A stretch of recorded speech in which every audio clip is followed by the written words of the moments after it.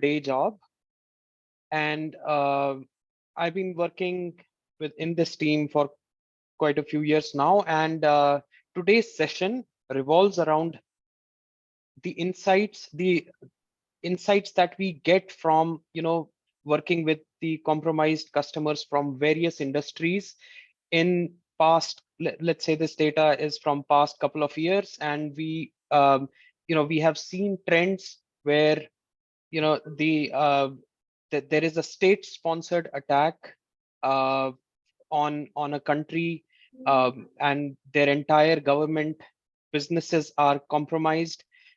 We also see competitor attacks where organizations which are competitors to each other, they um, launch a security incident against the competitor organization to exfiltrate some data or make some data something public. So these insights come from all the observations and working with the customers on the field, and this is a worldwide data that we get. The insights are worldwide.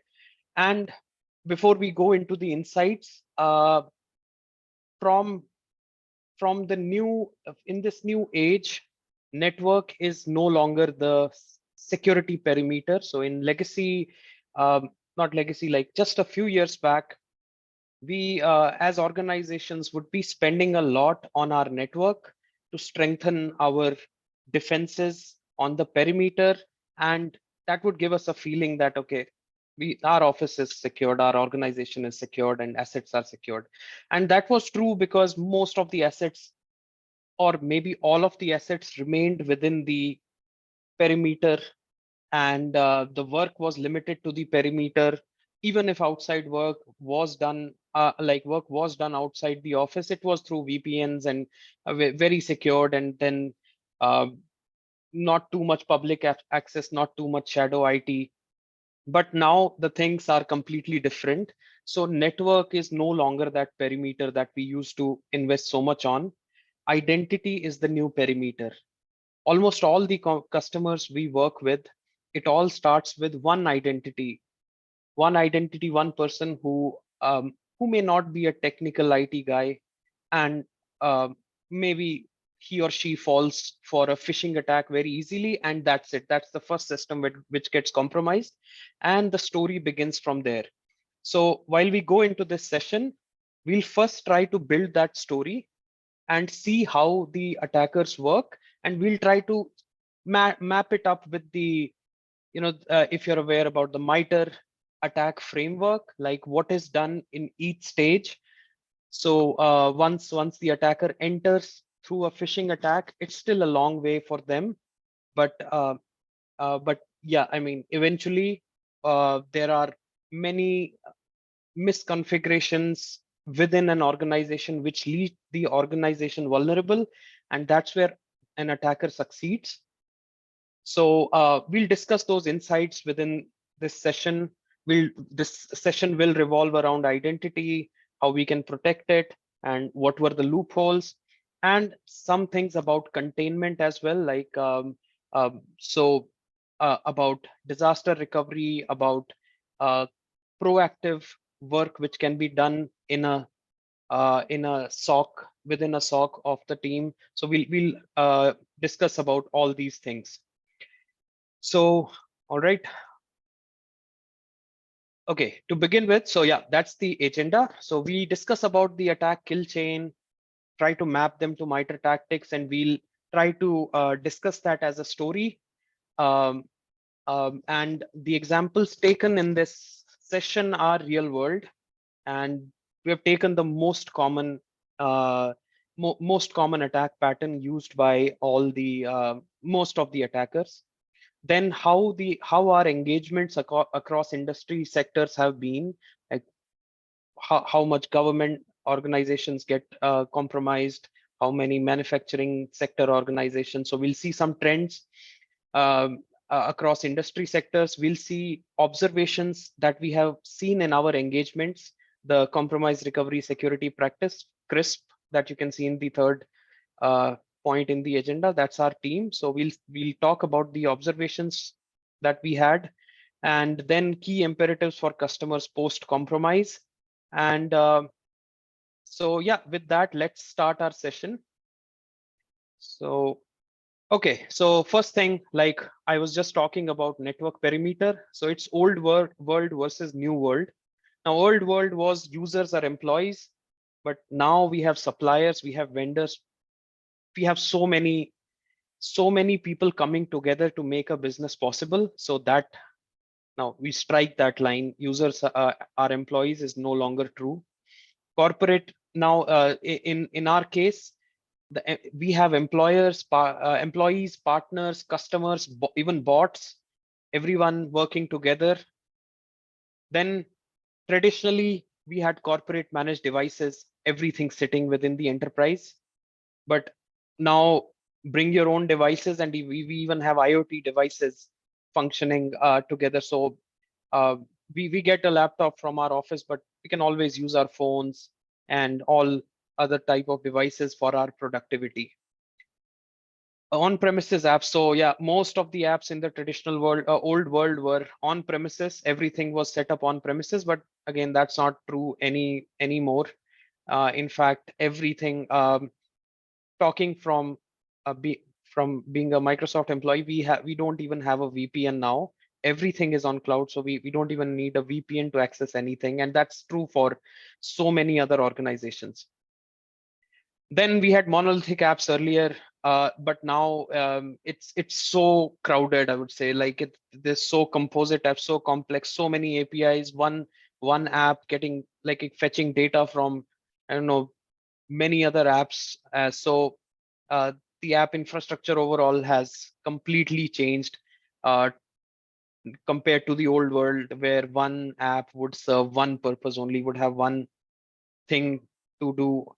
And now it's like one app which can have which can be a gateway to so many other apps which provide many different kind of data to us. Then corp network and firewall, these perimeters are no longer valid, and especially after COVID, these are no longer valid. We all know that. And when the perimeter was corp network, so we had much more control on the incoming, outgoing traffic through our firewalls, and we could track. We knew what signals would go out. We knew what we had to block. But now that's not possible when I'm using my phone, uh, which is accessing corporate mail as well as Facebook and other things. So that's the old world versus new world. So because everything has changed, so network is no longer our boundary. No matter how much we strengthen it, identity will still can become our strongest link, or it can be our weakest link. So before we go into our story of the attack, the first thing we want to discuss is MITRE framework. So MITRE attack framework is, it's a combination of tactics, techniques, and procedures. And this framework, it's a comprehensive knowledge base of adversarial tactics and techniques that can be used to understand and defend against cyber attacks. So just to understand this line, now whenever an attacker tries to enter an organization, he starts his campaign against an organization, the first thing is, like, phishing, of course, serves as the most common mechanism of entering that, breaching that perimeter. But it's not like it doesn't it's not the happy ending for the attacker right there. He still has a long way to go. From our engagements, we know that customers had an advanced active persistent threat in their environment for 18 months. It took 18 months or more for the customer to know that there is an attacker prevalent since last 18 months. And that's the time the attacker took to move from one system to another, keep on moving within the environment, finding more users, for finding more credentials, finding more services he could leverage, leaving his footprints, leaving some applications or scripts or anything, services, scheduled tasks, to remain persistent in that environment. So it's a step-by-step procedure for the attacker to keep going through his campaign. And that's that procedure. Like every step in that procedure has a tactic from MITRE mapped to it. So for example, if I am an attacker, I start with phishing, of course. Then my next the next thing, I have one identity, I am on one system, but my next point, very important point for me, is to maintain persistence. Like I am on one system, but the user will sometimes shut down that system. He may disconnect it from the Wi-Fi. So that's it. That's the end for me then. If I do not maintain persistence, so I need to maintain persistence so that, let's take a simple example of a laptop which I have compromised gets rebooted. I still need to be persistent on that after a reboot is done. So then there comes the second tactic, persistence. Now, when I have maintained the persistence, I need to have a way to communicate back and forth. I need, like as an attacker, I may need to drop some files on that system, which will be a malware, which could be a scripts, it could be anything. So there needs to be a command and control channel. So it's like I need to have one publicly exposed system at my end, which will communicate with the compromised system. So MITRE gives us these tactics which are mapped to each step, and every tactic then has many techniques under it. For example, creating a persistence can be done through registry settings on Windows. It can also be done through user profiles, or it could be done through services or scheduled tasks. So then there are different techniques of doing that. And every technique, of course, has a procedure to do. So that's what MITRE gives us. And we may think that it's coming from the perspective of attacker, but it's basically helping us. So we know what tactics we need to monitor our environment on. We know the techniques under those tactics. And if we see, if we are monitoring our environment for all these tactics, techniques, we can take action right before a compromise rather than reacting to a compromise. We can proactively work on it.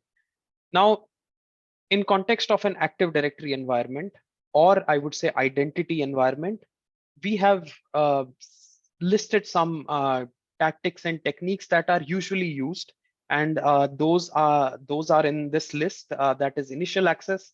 That's getting access to, let's say, the first system. Once I am there, I'll maintain persistence and everything, and then I'll start with discovery. I need to discover more users, more systems, keep moving. And when I'm discovering more users, I need to access their credentials. And once I have some credentials, I'll start moving laterally within the organization from one system to another, finding for more credentials. So that's the collection. I'm finding more credentials. I need I need somebody who's an administrator. I get one admin credential, and using that, I search for the next.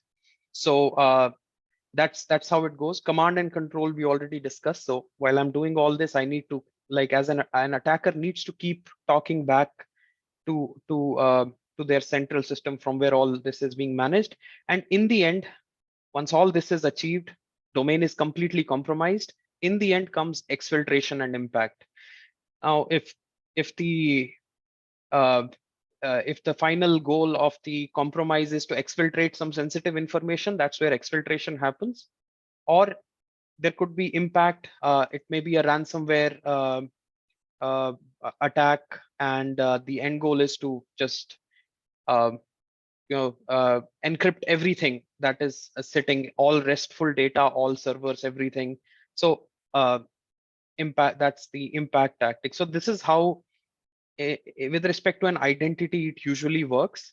Now that we have discussed what is MITRE framework and what are tactics, techniques, so we'll move to the typical cyber kill chain. This is the same thing that we discussed in points, a little more elaborated. So uh, to give a feel, it starts with external recon, like sending phishing emails, or whatever macro enabled documents. And once an innocent user clicks on it, that's the first compromised machine. And then the attacker sits there and starts doing internal recon, where they're basically performing reconnaissance, knowing more, finding out more users and devices. and then the local privilege escalation starts on the system where the attacker is sitting, finds more credentials which are compromised, finds administrators, does some remote code execution, and this cycle continues. This cycle can continue for weeks, for months, till the attacker finds an admin with which is then the key to the kingdom key. So once the attacker finds, let's say, a domain admin credential, that's where the domain dominance happens. Now he has a domain admin, so escalated directly to the highest authority, that's the domain controllers. Then he does some high privilege activities where remote code execution is done to find more data, find shares, find a lot of things, uh, more reconnaissance and more privilege escalation.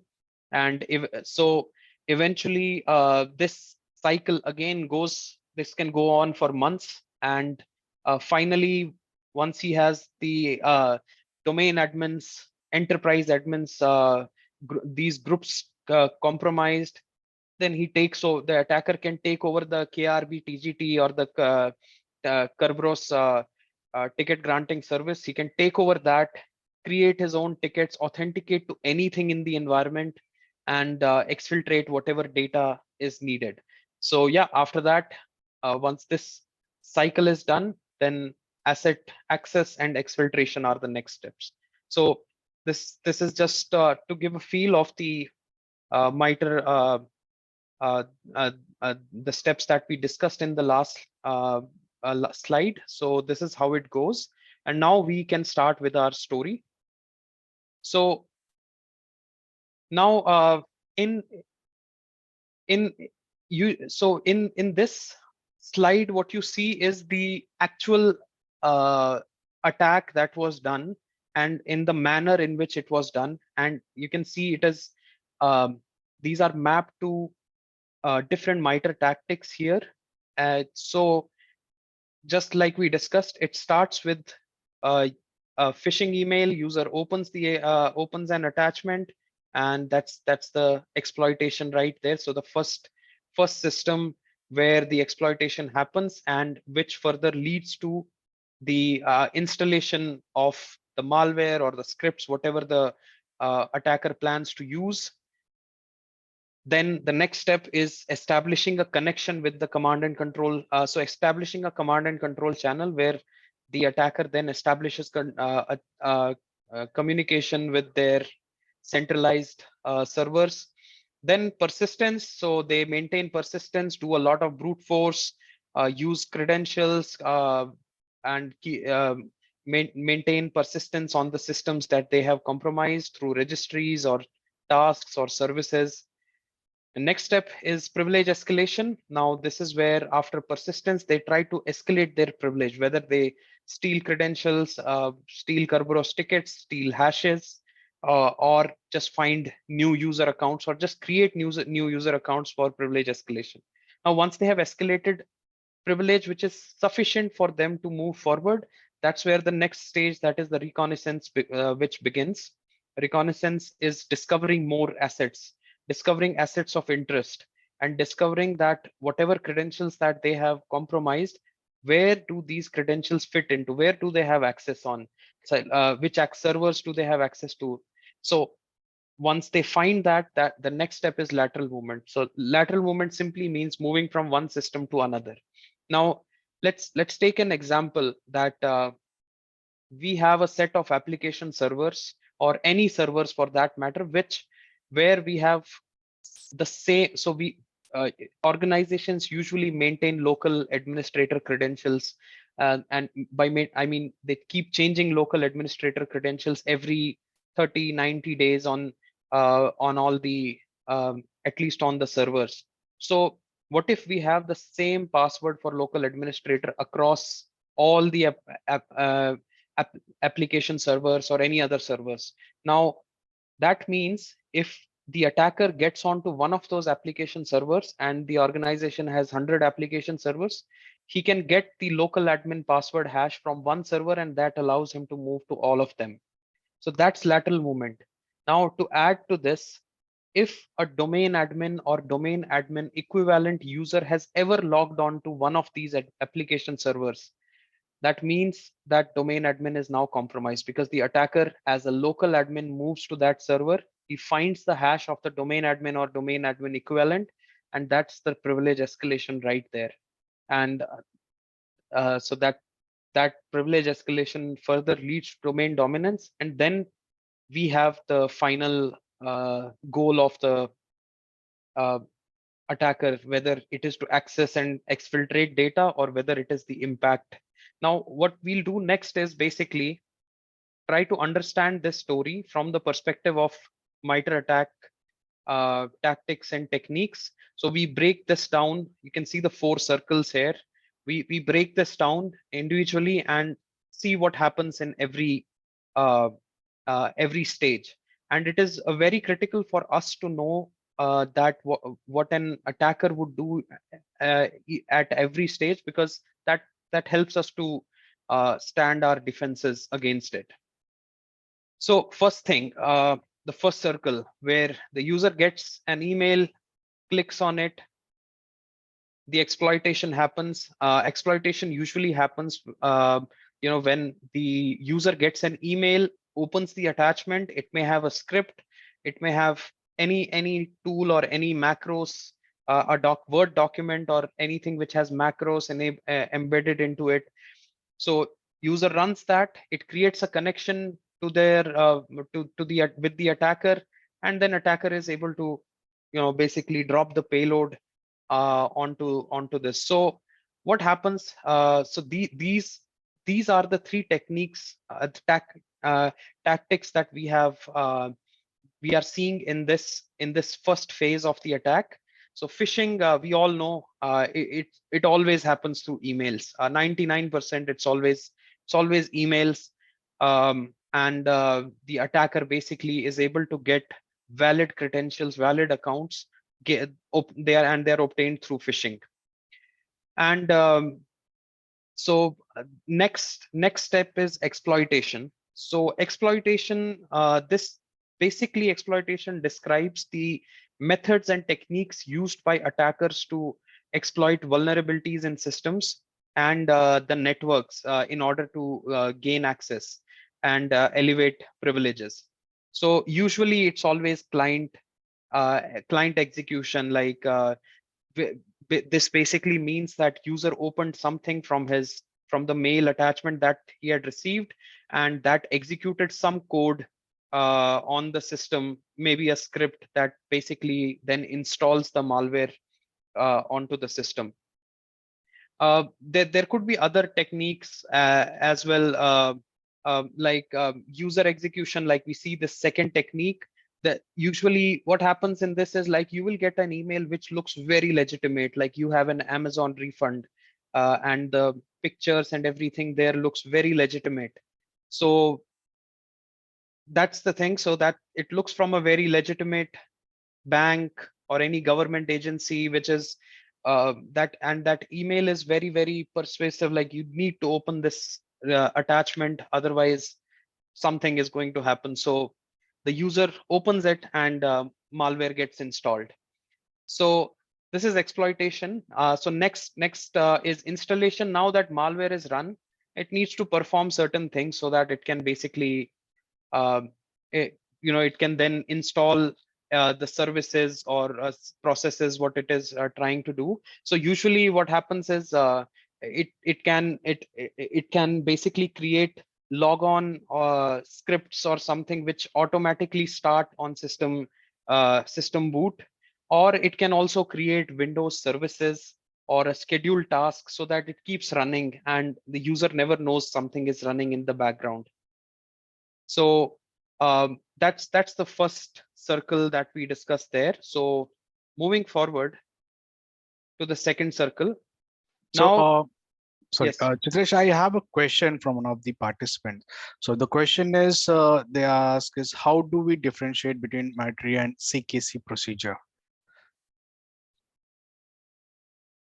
one second. So differentiation, like we we have not so the procedure is what happens is basically you should have a if you have a seam, let's say I'll talk about Sentinel in this case. So the idea is that seems like Sentinel or any other seam for that matter gives us a lot of inbuilt analytics. The analytics that are built into these seams, they are able to give us. So for example, now this is the tactic, this is the technique, and under that we have a we have a procedure in like 1078, like valid accounts or something like scheduled task, job run. Now this technique will have further procedures into it. So usually it's based on how the technique will be implemented by the adversary. That's the procedure. And if you have if you go to a website called, let's say, MITRE Attack Navigator, that will help you understand like the parent tactic, the technique under it, and then the sub techniques and procedures that are used by it.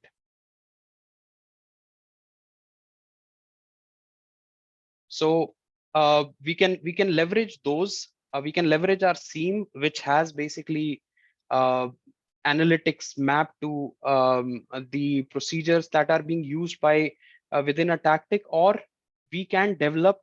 We can use that MITRE Attack Navigator tool. It's an online tool where, for example, if we have let's say a e-commerce, our company is mainly into e-commerce, so we can find out what are the attacker groups that uh, um mainly work on e-commerce based companies or financial fintech companies. So we can find those attack groups, and in the MITRE Attack Navigator, we are basically able to um, select those attack groups, and that gives us a representation of what tactics, techniques, procedures are most likely going to hit our company industry type. And based on them, we can then create our defenses in the form of, let's say, if we are doing it in a XDR or in a SIEM, we can do it in the form of analytics.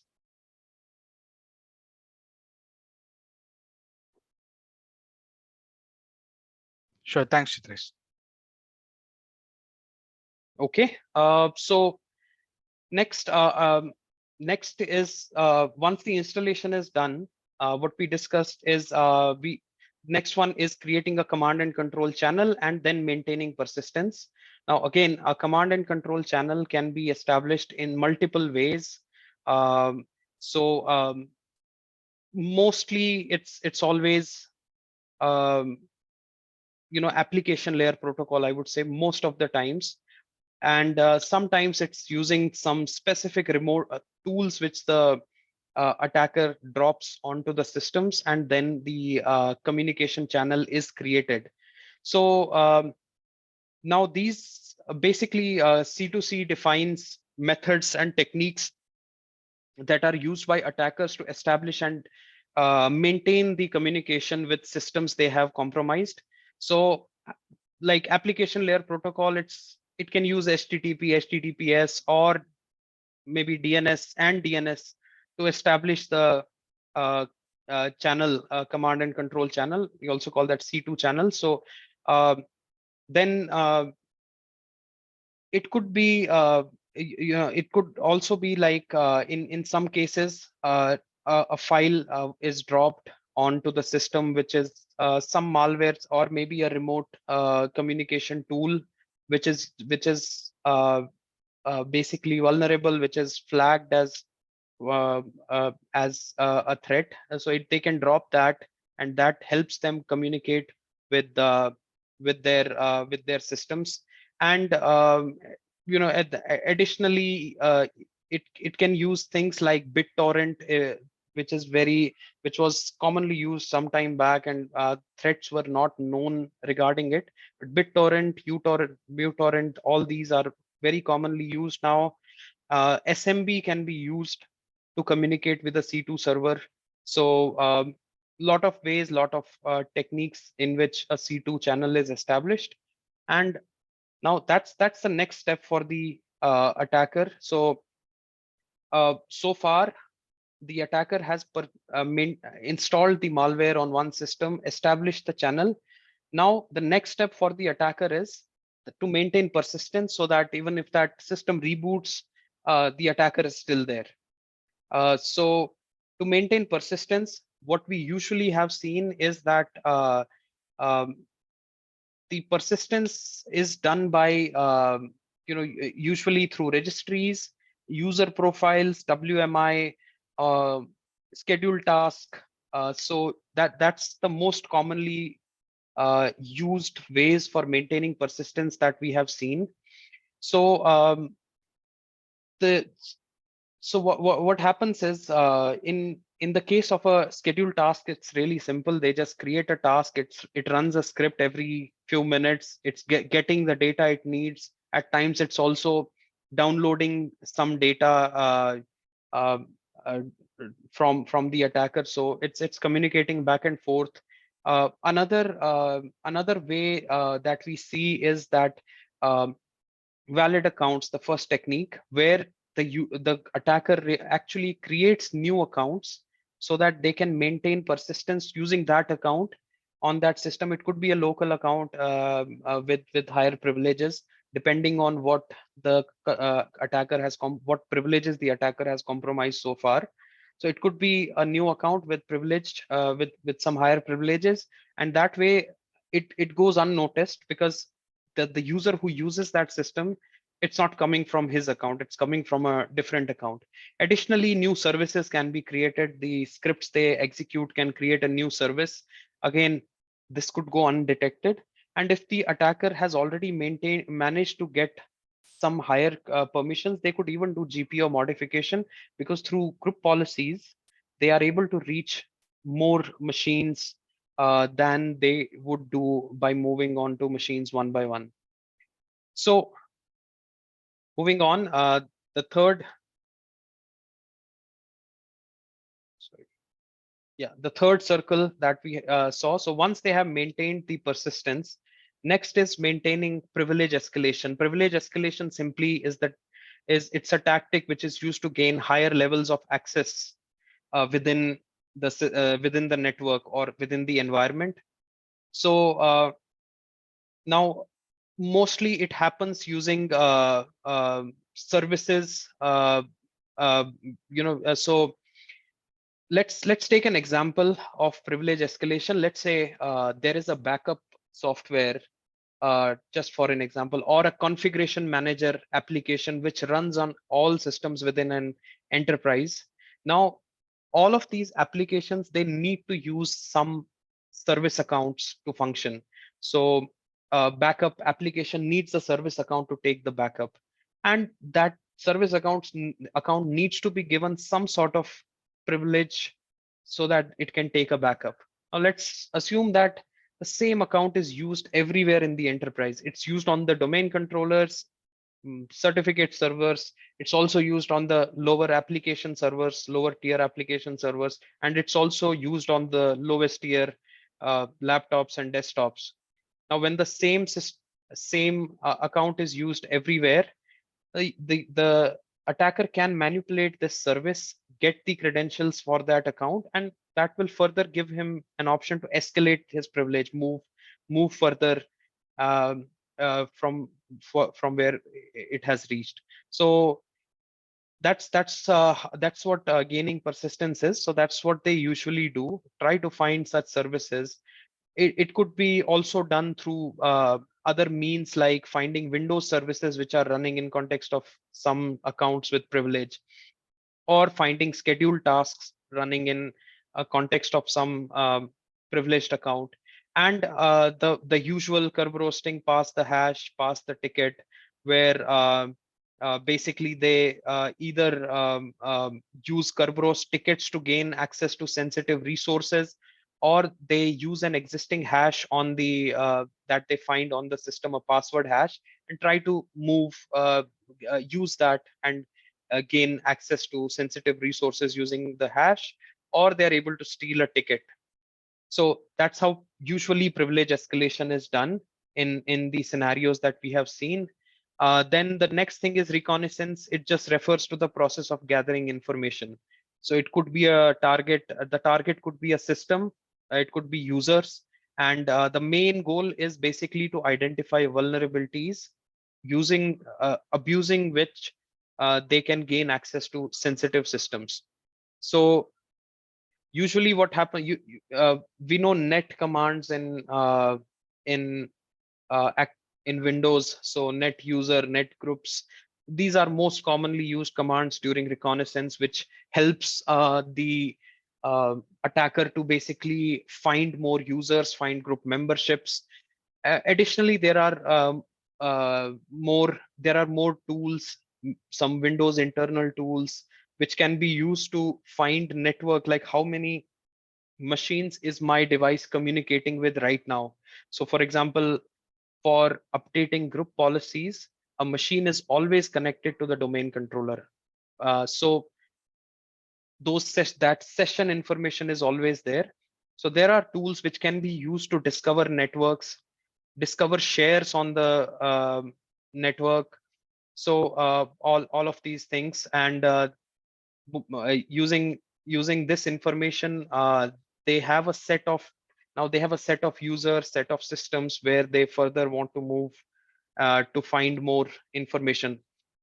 uh, Lateral movement next. It refers to the actions an attacker takes to move from initial point of compromise to another system in the network, and goal is always to gain more sensitive data, and it happens using brute force.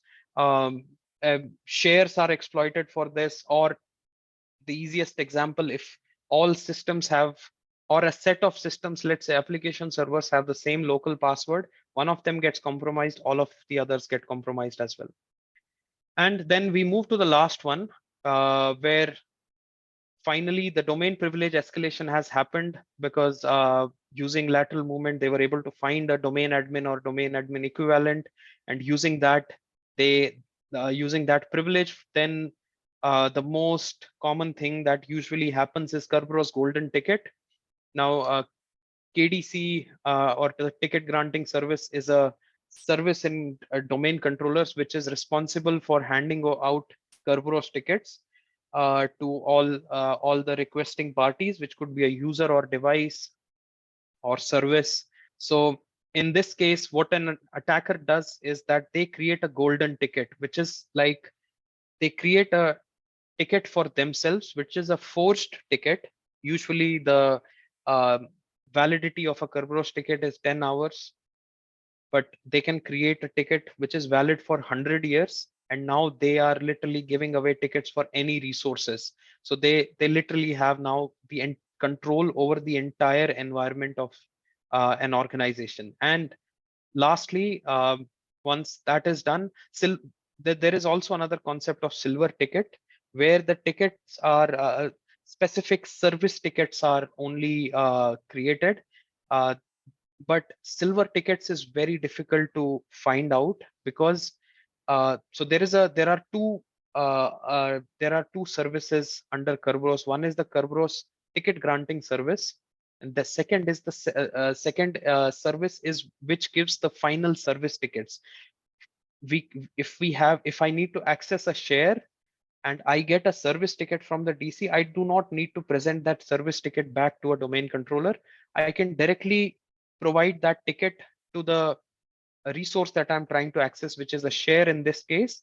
The resource validates that ticket and then I get access. So if there is a silver ticket which has been created by an adversary, it's really hard to detect. But golden tickets are easily detected by any uh, identity monitoring tools that we may have. So last is exfiltration. Whatever command and control channels that have been created by the attacker, they just use the same command and control channel, and the information is exfiltrated. Sensitive information gets exfiltrated from there. In case of a ransomware, the last goal is not always exfiltration. It is basically causing disruption of the services so that they can then ask for ransom. So so that, yeah, that's the entire chain in which an attacker operates. So there are multiple steps. Each step is dependent on the last step. So they cannot skip these steps because each step is helping them gain more privilege and then moving on on to the next steps, gaining more persistence, more privileges in the environment. So with this, that's a usual compromise. So we will briefly discuss ransomware now.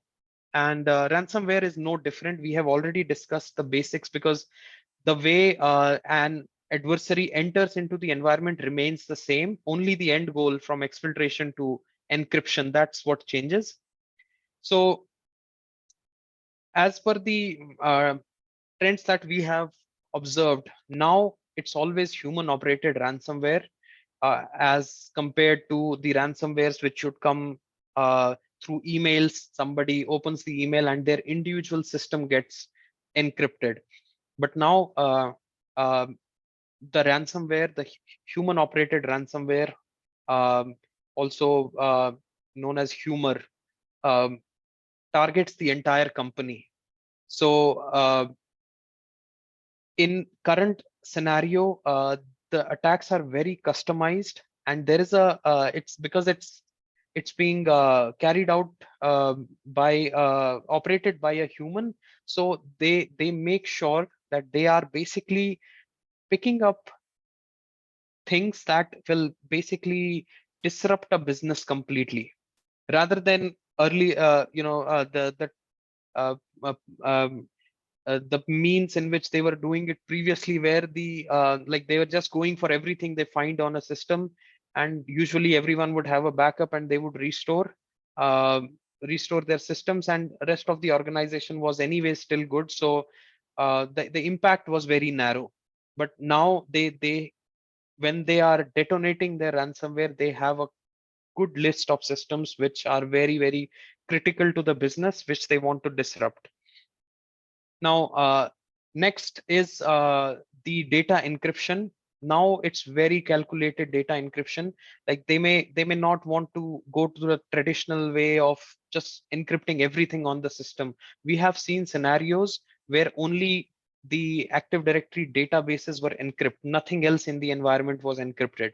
But because only the AD database got encrypted, that brought down the whole business. So then the old school ways, they did not cause any business disruption. But right now, the customers who we work with, a ransomware attack can cause business disruption for them up to a month, for all the services to come back up, and sometimes more. And previously, if it was a known malware, or antivirus could detect it and could prevent it, maybe. But right now, the way this is emerging every day, new signatures, new malwares come in every day, and a traditional antivirus cannot detect it unless we have, you know eh, intelligent detection and response, which is basically which keeps checking the malware. If it does not have a local signature, antivirus does not have a local signature for it, then it goes to the cloud to understand if the cloud service provider has a signature for it. Even if the service provider doesn't have a signature, then monitor the behavior, see the pattern in which it is behaving, and mark it malicious.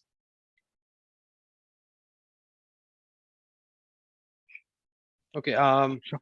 Vijay, I see a couple of questions. Yeah, so I was about to say the same. Yeah. So I have like a couple, two questions, Vinay. So the first question is, what kinds of evasive techniques attacker will implement to overcome detection and identification during life cycle of attack phase? Yeah, so most common thing we see is where the fileless attacks, where they embed the malware in the memory, and it's running as part of it's either running in the memory, or it is basically uh, uh, it's embedded into another process, and when that process, a legitimate process, runs, that's also running the malware. In some scenarios, the evasion is done by basically stopping the services of antivirus, so that so they just try to stop the antivirus service, or somehow try to remove their indicators, like the indicators that this file could be a potential compromise, compromised. It's a bad file, so they either try to remove those indicators from the malware, from the antivirus, or they disable the antivirus completely, so that the system from where they are operating, they are able to evade the defenses that we have on that system. And that's where intelligent EDRs really come in handy, because um, taking an example of, like, usually if we have, let's say, defender for endpoint, the defender for an endpoint not only is checking like the signatures, like, do I have a signature for this file? Is it malicious? Maybe I don't have it because a new file comes in every day. But what is the behavior of this file? What kind of things is it trying to do? So let's say it just stopped the service. So the behavioral monitoring of capability of an EDR will let us know, okay, this file needs to be checked because it has stopped two services, or it has attached itself to a process. So these are the common things that the files will use for. So the malwares will try to use, like, they could be fileless malwares. They could attach themselves to a process. They can manipulate a process, or they try to stop these services. So if we are monitoring that behavior, we'll always come to know, and we can take proactive actions on them. So can you Thank, give some examples of sorry. critical? Yeah, go Yeah, ahead, Chitresh. You can yeah, say that. okay. So now, in with most of the customers that we have worked, the thing is, I may have a SQL server which has very important data, and the malware, ransomware, may try to bring it down. But the thing is, if I have such important data, I'll certainly have backups of it. So this will be a this will become a whack-a-mole game for the uh, operator, ransomware operator, uh, where basically uh, they keep encrypting one system, and we keep coming back through our backups or whatever strategy we have. So most of the times that we have seen in this scenario is, like, they're not going on for specific systems. Rather, they are basically looking at what can bring the business down. So, for example, identity systems can be are always the most important systems for an enterprise, because if the identity is down, the business is automatically down. So we mostly see that they are looking for these tier zero systems. Could be identity, it could be certificates, ADFS servers, and additionally, of course, they might target the application servers as well. But the thing is, often in an environment, the application servers cannot function without an identity system supporting it. So that's that's what they go with. Then there are nation state state sponsored attacks as well, where the idea is really very focused, like, just target an organization which has a lot of financial data, encrypt it all, find some backups for that financial data, encrypt them as well. So such state sponsored attacks may go for individual data, but the thing is, like, an organization, most of the times, I would say, like, 70 to 80% of the organizations are well prepared, who are handling such confidential data, such important sensitive data. They are well prepared for it. But still, there are some uh, very focused attacks. But um, but usually, if the end goal is ransom, it's like, the best way would be just bring an organization down to their knees, and then ask for the ransom. So that's why they would always first try to go for the critical systems, which can bring the entire business down. um, Ames ransomware attack related with calculated data encryption or data. I don't have much details about that. Um, we Yeah, as far as uh, I know, like they brought down their databases is what I read in their news, because I read that Ames after that Ames was doing register entries for the patients and records. So I think they has specifically might have attacked their databases, but yeah, not much aware about that. So next one, how to prevent internal AD structure, as we have seen SaaS-based platforms wherein logins are used created using ADFS. Um, I will park this question. We'll discuss it in shortly. What we can do to make um, so ADFS, Active Directory, AD Connect, PKI. What else do we have? Like Sale Point, and there are many more identity systems, right? These are all in the same category because they are dealing with passwords, they are dealing with identities, and there are certain measures that we need to take to prevent these. So I'll discuss it shortly.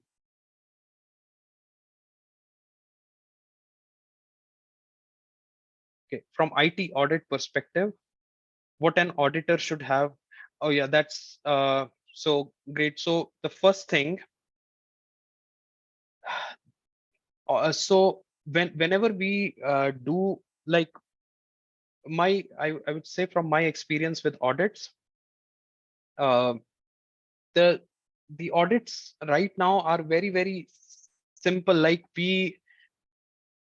so the audit, whatever audit it is, we have a problem statement like uh,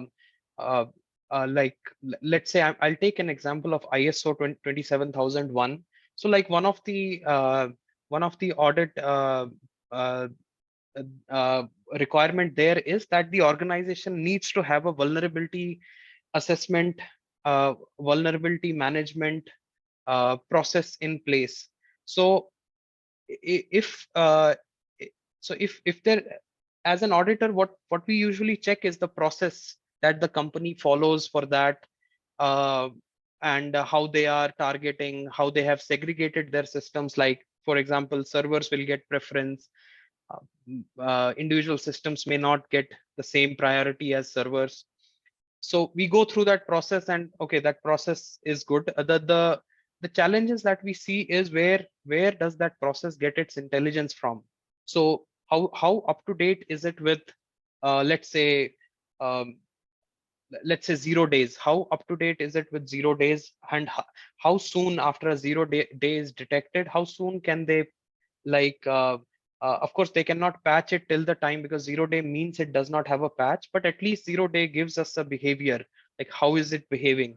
But how soon, along with that process that they have for vulnerability management, they, but if it's a 0 day, there is no patch for it yet, because that's why it's a 0 day, nobody knows about it, but we know its behaviors. How soon, along with that vulnerability management process, can they put up a detection process for that vulnerability? Because audit is mostly about what it's supposed to be mostly about what are the gaps in in the environment, and what processes is the organization following.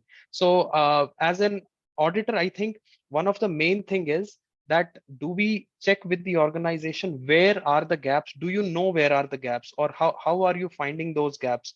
Are you relying on the traditional tools which have to be run every they need to run those tools every month or whatever, and then they generate long reports? Or rather, do you have something real time which tells you here is the gap, go here and fix it?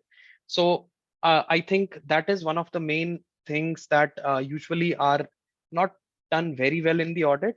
And if the company has it within their frame process, then it will make them more secure.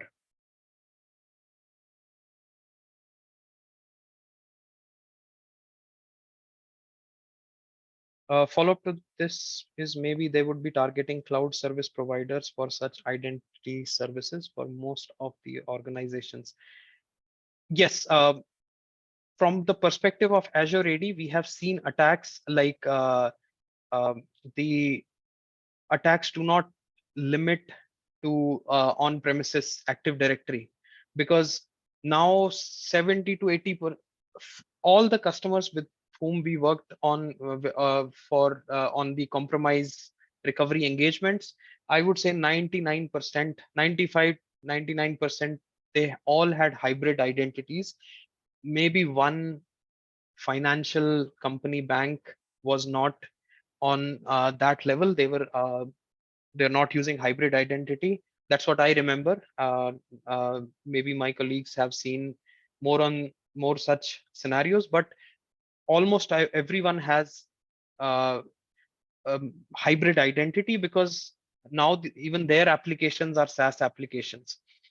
And we have seen once the on-prem AD is compromised, we have seen them going to cloud identity providers, because then they also gain access to the SaaS apps that the organization is using. And there is an entire kill chain for the on cloud identity providers, which is very different from how they operate on premises. Unfortunately, we'll not be able to discuss that today, but but that does happen. So on-prem attack most of the times also spreads to the um, they spread to the cloud. So okay, next, APTs have multiple 0 days vulnerabilities. How can MDE detect such threats? So 0 days, of course, um, the very first thing about this is 0 day is like it we have to wait till it gets detected. And 0 day can like by the name, it doesn't have a, it's just found, and whatever software they are targeting, it doesn't have a patch yet. So MDE has its uh, so the portal will give us information about most of the 0 days that are happening on Windows, Linux systems, whatever are reporting to MDE. And as soon as the 0 day is detected, the MDE portal will start displaying a separate table for 0 days. The problem is the problem, or I would say, uh, MDE is looking at systems, softwares running on them. It's also looking at network devices and IoTs. But lately, a lot of, like, we all must be aware of SolarWinds compromise. Now, SolarWinds was a supply chain attack. So they introduced a vulnerability in the update that SolarWinds was publishing, and that got spread into multiple um, customers, whoever was using SolarWinds. So in that case, now MDE is taking care of our systems. But the thing is, we also have these perimeter devices. Let's say we have SolarWinds. Sorry, that's not a perimeter, but we also have perimeter devices like Cisco devices, all or any other devices for that matter, network devices, printers, and IoTs and whatnot. So uh, if there are things which MDE is not looking at, it would always be good to have a extended detection and response, like MDE, let's say MDE working together with Sentinel, which is fetching threat intelligence from somewhere. So with the threat intelligence coming from that, let's say whatever platform you're using, plus whatever MDE is giving us, we can have a holistic view of 0 days, not just on our systems, laptops, servers, but also on devices which may otherwise not be seen by MDE. So the from this, we can get some information about any sort of 0 days in supply chain, or any hardware vulnerabilities that could be found. So MDE gives us all the information about everything that it sees. So whatever is onboarded to it, it will definitely show us 0 days. But there could be things which are not seen by it, where XDR systems uh, uh, uh, together with threat intelligence platforms can definitely help. Fileless attack is mainly what happens is like, let's say, uh, let's say attacker has a script, and the script basically loads into the memory of the system. So whenever that malware has to execute, there is no physical file that is really executing from a directory.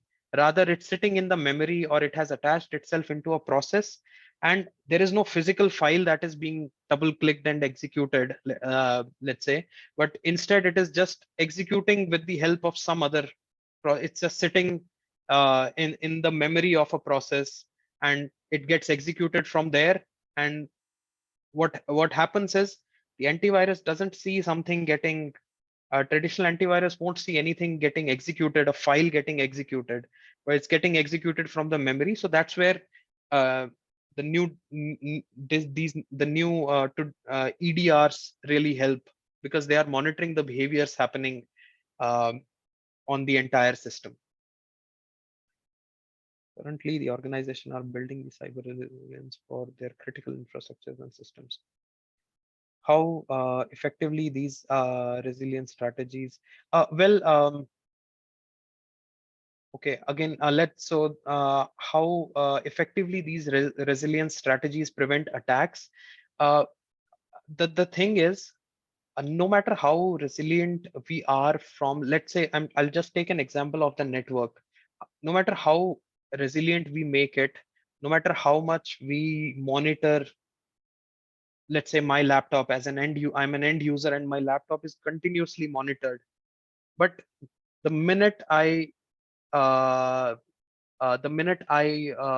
on a phishing link, I just gave away my credentials. So that's why now we say is that first make the identity resilient, and that it's not possible just with tools. Like, we cannot have 100 tools and say we are. It's a mix of people, processes, and procedures. So process and technology and procedure. So it's a mix. To become resilient, of course, we need to have all the tooling in place.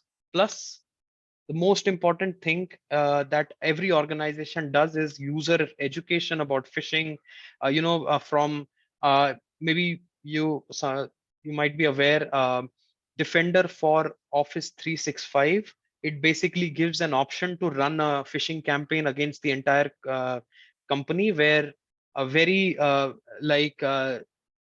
emails are sent to the end users, which look very urgent, like your organization needs you to fill this form right away, and they look very legitimate because the logos are legitimate, and the domain name sometimes maybe like microsoft.com may not have a o, so it will be my so Microsoft, like that. So the user may not even notice that it's not coming from a uh, known domain. So things like that, that many tools provide capabilities like that, so which basically help us educate the end user. So the more educated the end user will be, because the end user will be from various departments, who's not dealing with technology every day. So the uh, more the end user knows about this, the organization automatically becomes resilient. So resilience would be people, processes, and technologies. It will be a mix of all these. Uh, how can how effective can Defender be in terms of detection than any other antivirus since Windows? Uh, well, the good thing there is, see, the antivirus alone is good. It gets, but antivirus is always signature based. So Defender antivirus now is built into the systems, Windows 10, 11, 2019. It's built into them, but antivirus is always on signatures. So signature based detection is no longer like it cannot protect any organization. So EDR is very important. So Defender for Endpoint uh, is really good in that sense, because it's getting, so it all depends on how much data. If I am a cloud security service provider, how much data do I get, how many signals do I get every day? Now if most of the world is using, let's say, Windows systems, or majority of the world uses Windows systems at their home, like individual users use Windows, organizations use it. So, and um, Windows 10, 11, it's collecting those signals. So then the service provider has a lot of signals to build its intelligence on. So that's where that's one of the good things that come from Defender for Endpoint EDR capability. It has a lot of signals to compare your data with. So if it, like it knows about most of the groups, how they perform, like it will clearly tell you, okay, a Cobalt strike uh, has been detected on this system. So uh, Vijay, Raj, can you hear me? Yes, yes, very much, very much. Okay, okay. Okay, I hope everyone else, I just saw So message. Chitresh, after this question, probably you can run Yeah, the polls. yeah. Yeah, I would just need 10 more minutes and then I'll run the polls. So yeah, so EDR is in that way, EDR really helps, and Defender EDR really helps because it is continuously monitoring the behavior, and it has a lot of signals to compare things with. So uh, so devices having Defender AV and they all reporting to EDR is really very powerful. Okay, I'll just move forward. So we already saw this. As you will see, the story remains the same. So this is a typical human operated ransomware campaign that we have seen. The entire process remains the same. Only the last, uh, um, the last step changes, where instead of exfiltrating data, it's basically killing everything. And in the worst cases where we saw that backups were also stored on a domain joined system, even those backups got encrypted. So that is a very bad state to be in. I mean, ransomware attack is already a very bad state, and plus if we have such unsecured backups, uh, that's even a worse state to be in. So with that, I'll try to conclude in the next 10 minutes the presentation. So this has been our engagement through industry. Manufacturing is like manufacturing and healthcare, consumer retail, we see that they are impacted the most. So manufacturing is always impacted the most, and then government is one of the more big impacted. As you might have seen in the news recently, there have been nation state state sponsored attacks going on in in many countries in Europe. So that it's in public news, where the entire government institution has been compromised. So governments also get a lot of hit, and then there are um, other types of industries that get affected. And of all our engagements, like this chart is from like last fiscal year. 50% of this was ransomware. So ransomware is taking over the traditional active persistent threat compromises. So now comes the insights. Now what have we seen? So we discussed the MITRE. We discussed how they move step by step. What we discussed the tactics like lateral movement and other things. But what are the insights that we learned? Where one of the question was, how do we protect these critical systems? So I'll try to cover this in here. So what we found is weak identity controls, ineffective SOC processes, and lack of data protection controls. Now, 100% of the times we did not see the compromised organization using privilege access workstations. Now, if I am a domain admin or I am any sort of administrator, I need to have one productivity account, which I will use for my mail and other things. And then there needs to be an administrative account. If I'm using both those accounts on the same system from where I access the mail and then create a user in Active Directory, if my machine gets compromised, a domain admin or whatever high privilege account I have, that gets compromised right there. So that's a direct privilege escalation path for the attacker, a jackpot. So the best way to prevent that is, like, we have separate administrative workstations called PAWS or privilege access workstations, and productivity machines are segregated. They should never be combined. Privilege access workstations, they do not need to have an access to internet or anything, and they are specifically no collaboration, no Teams, no other tools. It's only used for sensitive operations. Then the 98% cases, we saw excessive administrative credentials. Let's just take a simple example. I am a help desk admin and I need to reset passwords or unlock accounts for the end users. Now, what happens is, instead of so I need very delegated permission to basically reset those passwords or basically unlock the account. So I need delegated permission, just the permission to unlock accounts and reset passwords. But what happens is, instead I have been given access privilege. Maybe at the domain root, I've been given much more than I needed. And that's a problem, because if my account, which was not supposed to have those administrative credentials, if that gets compromised, that gives the leverage to the attacker to move forward. In cloud, like hybrid scenarios, multi-factor authentication was not found for high privilege accounts. Although, for example, Azure AD now for a long time has had secure score, which gives us low cost implementation activities, telling us like enable MFA at least for all the admins, but we did not find that. And security best practices for on-prem AD and Azure AD, they were not recommended. So zero trust strategy basically was not followed. Zero trust is explicitly verify everything. Basically, in the traditional world, we used to say that if I'm coming from my office network, I'm secure.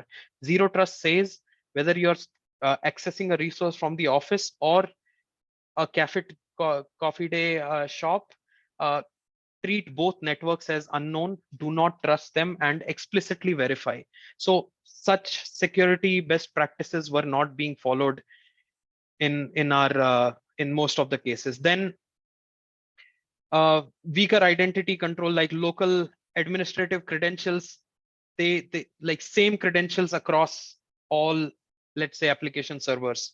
Privilege access management or just-in-time administrative controls were not there 84% of times. Like, if I'm a domain admin, I just need to be a domain admin for 1 or 2 hours to, or 4 hours to complete my work. I don't need to be a domain admin for, or a global admin for 24 hours. So that's where just-in-time controls come really handy. And that is basically, that helps a lot to reduce the attack surface. Legacy protocols, NTLM, for example, still being in use. NTLM does not use encryption. It is very, very prone to man-in-the-middle attacks and replay attacks. So legacy protocols leave organizations vulnerable.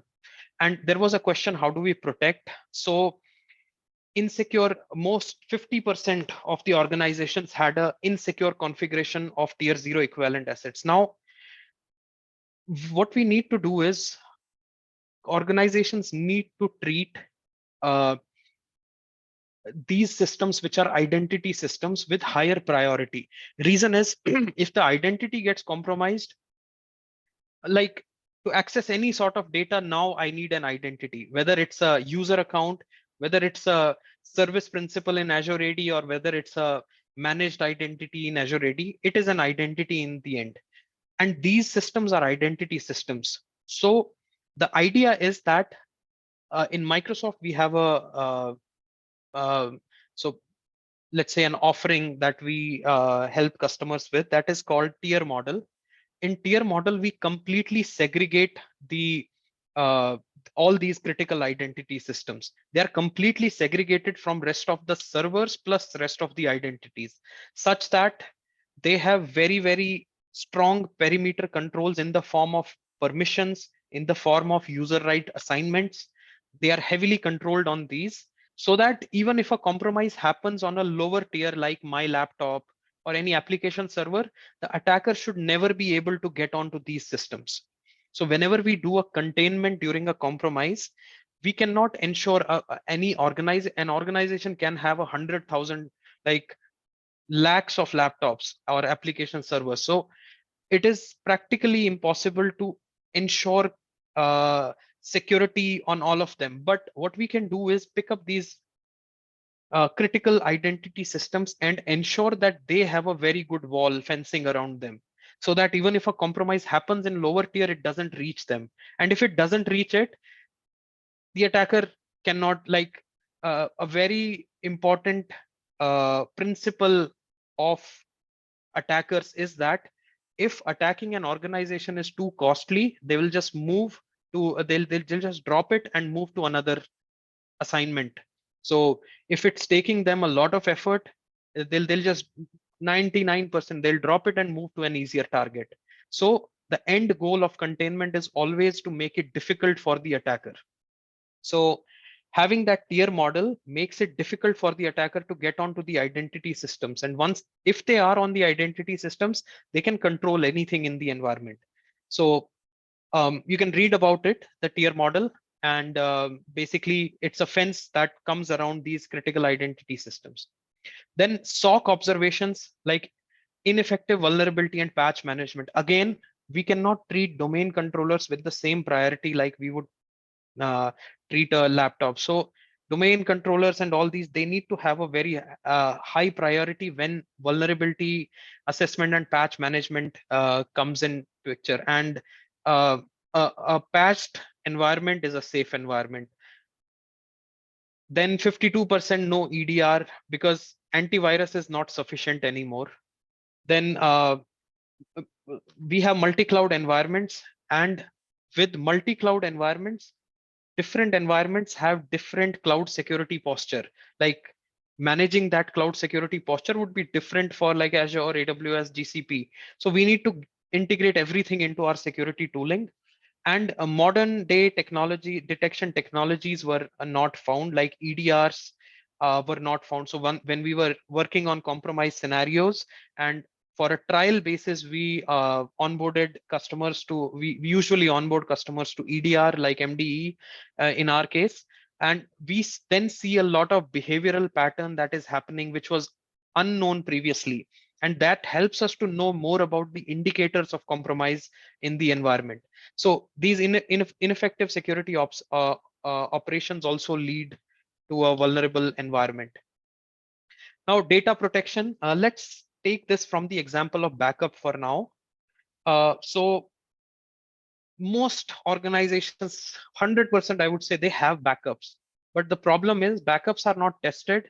Backups are sitting in like on the same environment as Active Directory, or uh, because there is no good disaster recovery drills that are happening regularly. Because of that, they don't have, like, their many a times we have seen the recent backups are of no use. So the backups, whatever data, in fact, all the data that we have, we need to like the organizations did not have did not assume compromise, and because of that, they did not categorize sensitive data and govern that. And disaster recovery controls were not present always, and immutable recent backups for high value business assets were not there. So immutable backups, they should never change. When we store a backup, it should always be there. So they storing them on insecure places doesn't let them remain immutable. So these are the gaps that we found. And now how can we be more resilient?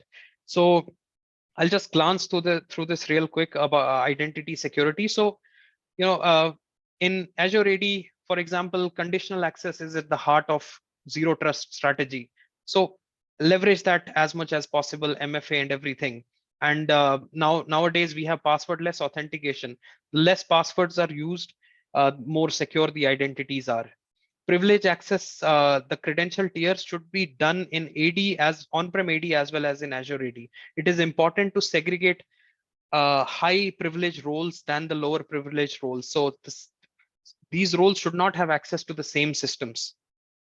So there should be privilege access workstations for managing both on-prem and cloud. Then operational hygiene, access reviews should be done frequently.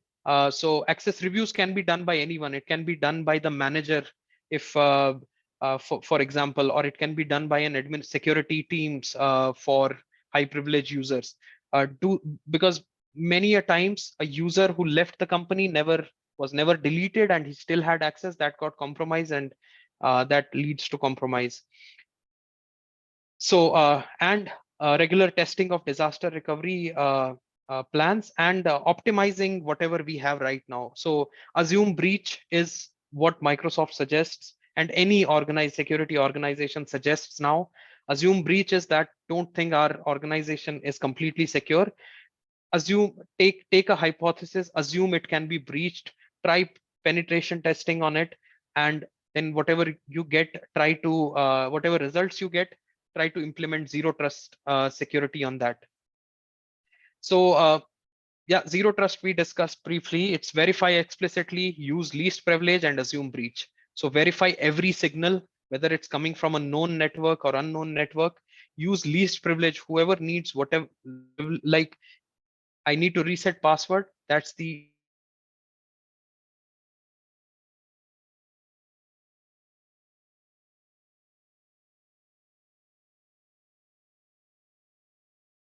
organization, and then assume breach. So assume breach we already discussed. That's very important. Then for security operations, like we were discussing about making it resilient.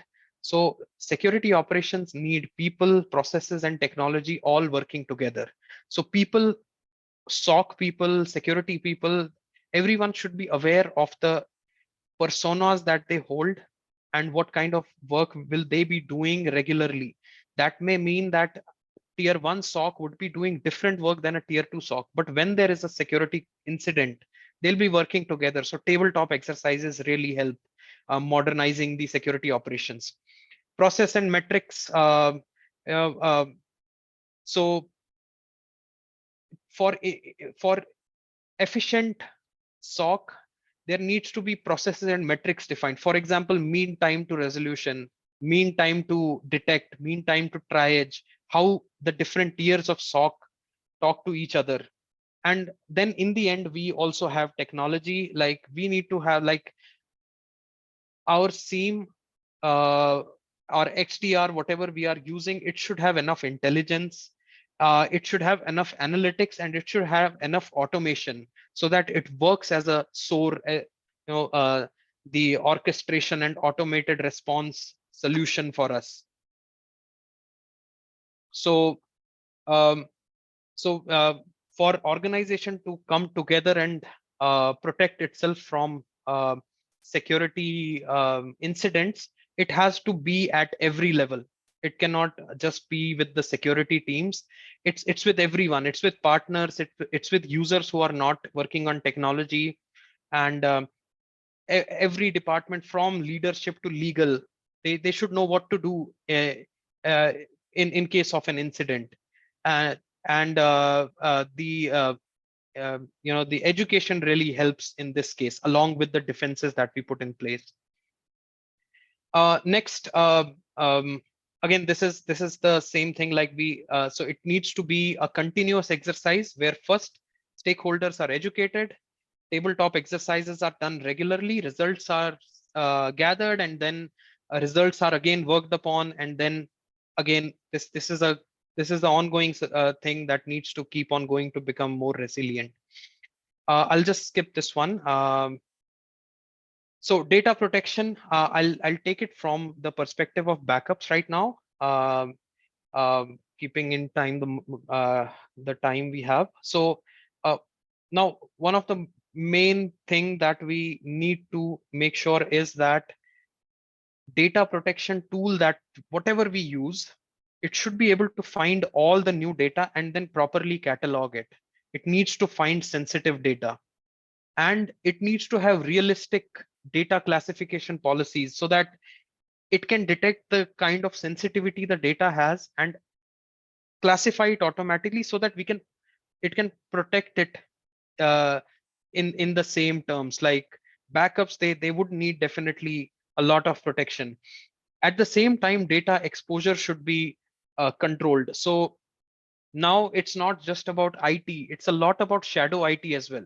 So I may not be a very educated user in terms of security, and I may be using Dropbox or something to store my data rather than whatever is approved by the organization. So the data exposure needs to be controlled by preventing shadow IT using our tooling, so that I as a user should not end up storing my credentials on a third party storage system which is not secure and where my organization policies cannot reach. And then backups, that's the most important thing.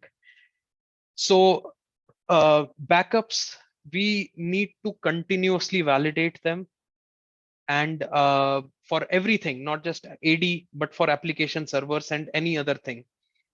And data backups, they need to be in a storage which is resilient in itself. Like uh, we cannot run scripts, take backups and store the backups on the same server where, on the same server of which the backup is being taken. So tape drives and all really help in this case because they always remain away from the purview of the environment which is under compromise. And then testing and training, that's anyways very important. So with that, I'll just finish the presentation. So um, a good resilient strategy against cyber attacks would be always be proactive rather than reactive, and that basically needs all teams to come together, get regular results by conducting various tests, assuming breach, taking a hypothesis, trying to the penetration testing teams coming together and gathering, generating reports, vulnerabilities, and everything, and addressing all these gaps proactively will is very critical to be resilient against the attacks of today. So with that, I'll start the poll, and the poll is based on basically um, the same things we discussed. uh, it's not too technical, at the same time it's somewhat technical. So yeah, I'll launch the poll, and in the meantime, if you want to learn more about the team I work for, you can scan this and you can also connect with me on the LinkedIn. So let me start. I'll launch the first.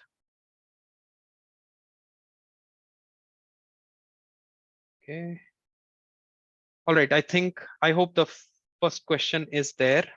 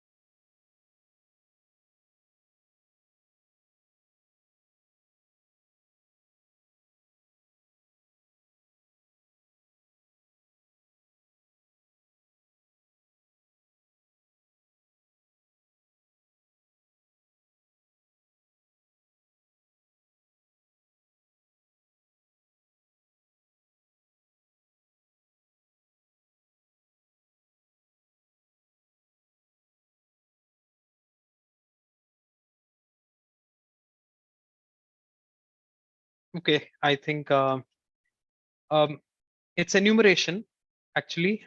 So just discussing this a little. So we are identifying the user accounts, and password guessing, usually done in brute force, is where you have a list of, let's say, um, the accounts. You have a list of a few accounts, and you are trying random passwords against it.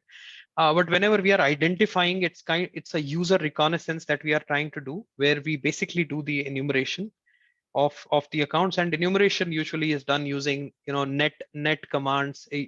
I mean, that's not the only thing that is used, but it is one of the things. And then there are uh, uh, you know there are other tools in open source tools as well which can be used. But if you know the point is, your EDR should be looking at net commands if they are being run in the environment, because that's what does enumeration of user accounts.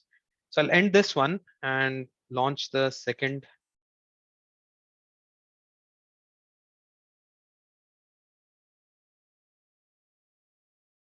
Okay.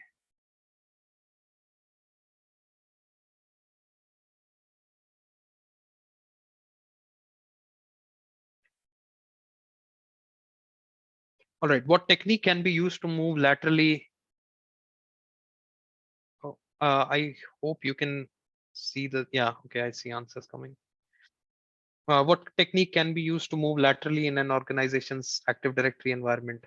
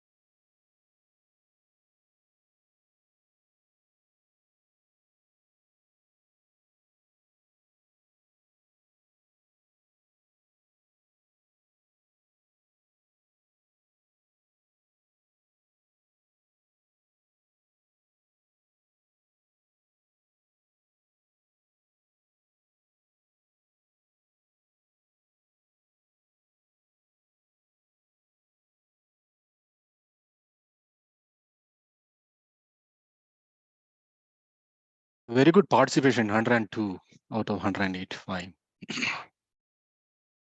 Correct, Chitresh? Yeah, yeah, yeah, it's Mm. really good. Thank you, everyone.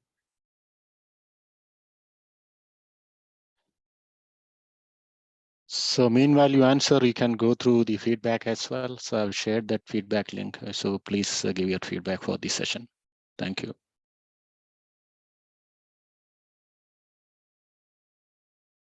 Okay, 2 minutes timer hitting. So it's most of the people have answered all of the above, and that's correct. PS exec like is a Windows internal tool, and it can actually help me launch. So moving laterally may not always mean that I RDP. While it does mean I can RDP or somehow take a session of the other system, but it also means that I have the capability of now laterally moving to other systems and accessing services, data shares, everything on the other. So it could be I use PS exec, launch a remote, what's that called? Command prompt remotely of a remote system. So I launch a command prompt which is connected to that system, and it is connected through, it is connected maybe with admin privileges or whatever privileges I have gained. It could be SMB. I can connect to the other system on SMB. Similarly, RDP, of course. So everything can be used for moving laterally. Okay, ending this one, and I'll launch the third one. Okay, what technique can be used to maintain persistence in an organization's Active Directory environment?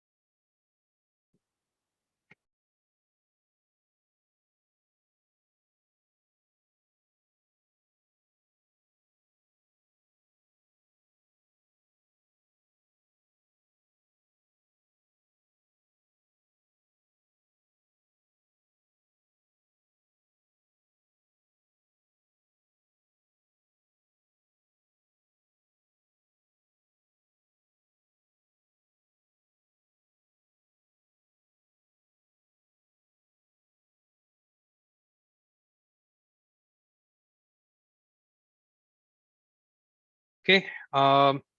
So 2 minutes done. I'll end the poll. And before ending, so yeah, it's again everything, all of these, because maintaining persistence is that, like we discussed, it means the system, maybe the first system that is compromised, the attacker needs to remain persistent to reboots, to memory clear, cache clears, or disconnects in. So scheduled tasks run on a schedule, services are continuously running. Then remote access Trojans, the Trojans can fire up whenever uh, whenever they on regular intervals. So all of them help an attacker to maintain persistence. So okay, launching next one. So an organization has a policy of changing local administrator password on application servers every 30 days. And to make this process smooth, they use a script which sets a common complex password on all application servers. So as per the MITRE tactics we discussed, what risk does this configuration introduce?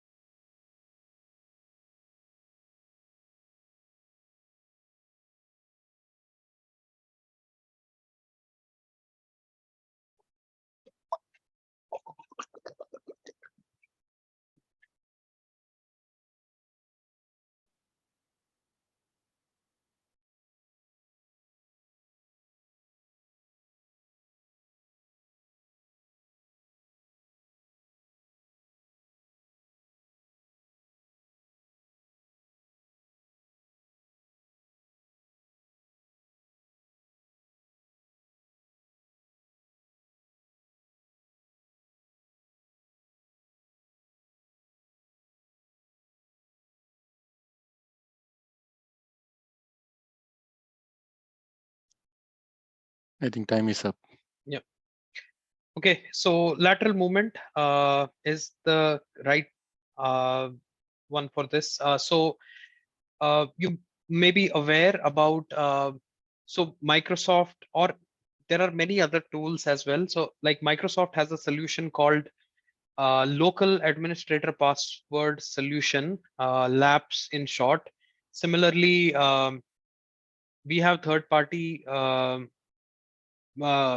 solutions for this as well, which basically makes sure that the it manages the local administrators on the servers or systems, so that that that basically helps to reduce the lateral movement.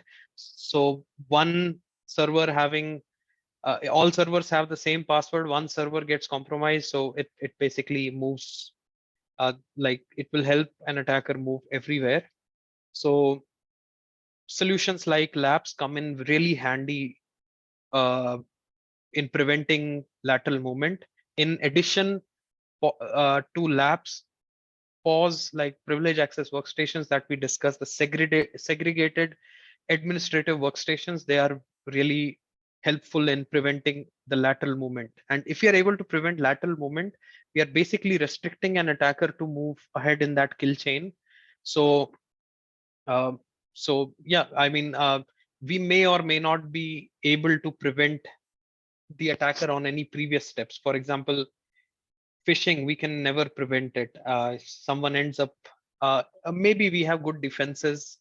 Maybe that phishing email is detected by something like Defender for O365 and it's quarantined right away before the user could actually give out his credentials on a fake website. Uh, or or it finds an attachment which is, but in case it's not coming through the official email which is being monitored by let's say Defender for O365, if it directly comes to their personal email and from there they end up giving their credentials somehow, or they download something, a document which basically fires up a script or something, then in that case our mail monitoring system may not be seeing it. So that's why we may not always be able to prevent such things from happening, but we can prevent these things like for example, lateral movement can be prevented. So I'll launch the next one.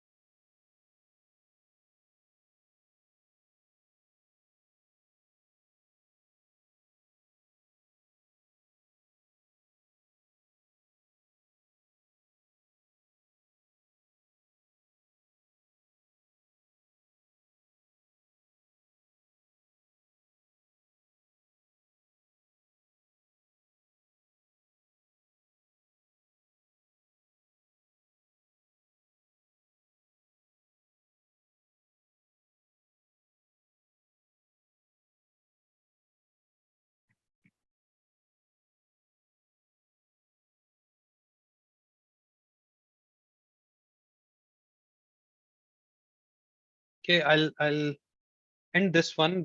I see we are all on the same page on this. So yeah, um, it's always good to be have them separate, or best is offline storage, which in case of a compromise, ransomware, anything which is not in the purview of the attacker. So your environment should not see it. Your environment should only see it when a backup is being taken. After that, when they are stored, it's not being seen. So yeah, I'll end this. Thanks. And oh, we have Yeah, one more. one more. Okay. Yeah. Oh, launched it.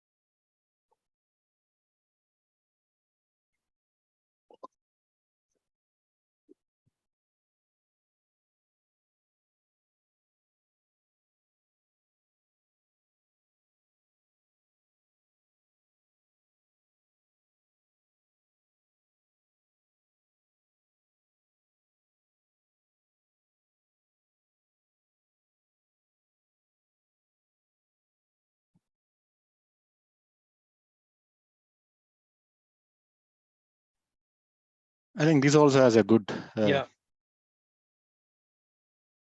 Yeah. Um, See, we are all again on the same page. Yes, of course, everything constitutes a good vulnerability management strategy. So we need we need uh, we need insights from our EDR, SIEMs, threat intelligence.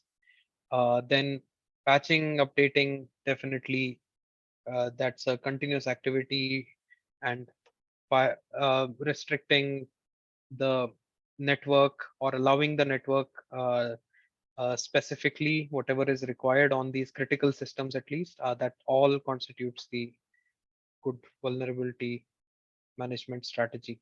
So yeah, I'll end this poll, and that's the end of this all the questions and the session. So I really thank you everyone for attending, and I, yeah, over to. All right. Thanks. Thanks, Chitresh, and thanks participant joining. And I once again thank you, Chitresh, for the wonderful and informative session that you have provided on this. And thank you once again. And we look forward for your association with the ISACA Bangalore chapter once again. Right? Probably I'll Certainly. just take a minute or so, not more than that, just to give an information about certain aspects that are coming up within Bangalore chapter. Probably if I can, I'm just trying to share my screen. Raj, if you can just enable sharing screen for me. Okay. Or Chitresh is hosting you. Okay, So, Vijay, done. Done.